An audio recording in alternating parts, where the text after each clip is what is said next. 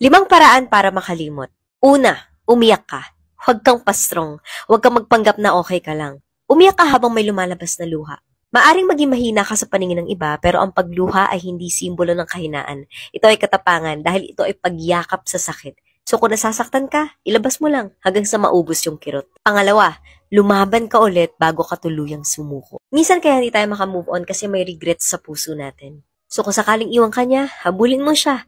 At least minsan sa buhay mo masasabi mo na kahit natalo ka, ang mahalaga, lumaban ka. Pangatlo, huwag kang magtanong, maghanap ka ng sagot. Sa akin, hanggat tinatanong natin yung sarili natin, hindi tayo matatapos. Anong kulang sa akin? Bakit kaya ako iniwan? Anong naging problema? We questions ourselves na parang sinisisi pa natin yung sarili natin. We're being too hard on ourselves. So, imbes na tanungin mo ang sarili mo na, bakit niya ako iniwang mag-isa? Bigyan mo na lang ng sagot ang sarili mo. Hindi kami para sa isa't isa. With this, hindi mo na kailangan ng closure. Dahil tandaan mo, tayo ang nagbukas ng puso natin para sa iba.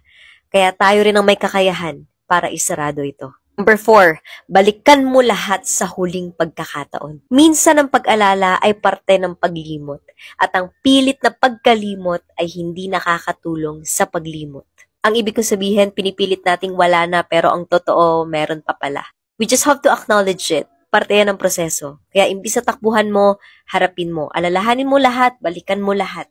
Hindi para parusahan ang sarili mo sa memories na yon, but to remind yourself the learnings na nakuha mo sa mga alaalang ito.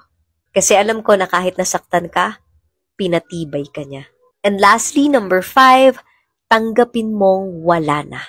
Hindi kasi lahat ng kwento may happy ending. Yung iba, ending lang. Pero ang mahalaga, yung may nabuo. May kwento, may karanasan, may aral. May natuto, ikaw yun. May nag-grow, ikaw yun.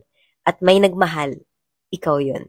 Hindi man madali lahat ang pinagdaanan mo, kinaya mo at dun ka maging proud. Maging matatag ka sa paglisan niya dahil maaaring ginawa niya rin ang tama. Ang mali ay yung manatili sa'yo nang wala ng pagmamahal. Pinili niya ang sarili niya, kaya piliin mo rin yung sarili mo. Palayain mo siya para finally makalaya ka.